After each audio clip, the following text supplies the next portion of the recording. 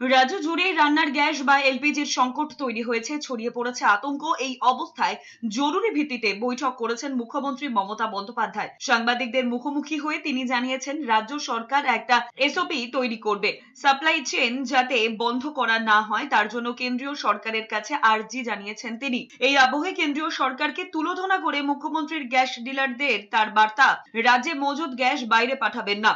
এদিন কেন্দ্রের সঙ্গে এই বিষয়ে যে আলোচনা হয়েছে তাতে বুকিং এর ব্যবধান যাতে 25 দিন বেঁধে না দেওয়া হয় সেই আবেদনও জানিয়েছেন মমতা বন্দ্যোপাধ্যায়। বৃহস্পতিবার রাজ্য একটি এসওপি তৈরি করা হবে বলে জানিয়েছেন তিনি। মুখ্য সচিব সব দিকে নজর রাখবেন, পাশাপাশি কালোবাজারি রুখতে পুলিশকে সতর্ক থাকতে হবে বলে জানিয়েছেন তিনি।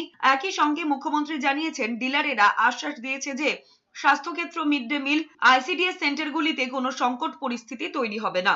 আপনারা দয়া করে এখানকার যে গ্যাসটা এখানে তৈরি হয় সেটা এই ক্রাইসিসের বাইরে পাঠাবেন না, কারণ বাইরের লোক তো আমাদের দেয় না।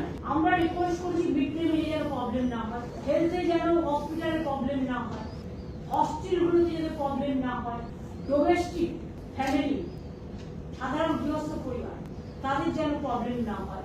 পুলিশকে আমি নজর রাখতে যদি সত্যি সত্যি কোথাও বোলিং হয়ে থাকে, ব্ল্যাকমেলিং কেউ করে থাকে, তাহলে সেটা কিন্তু গভর্নমেন্ট তুলে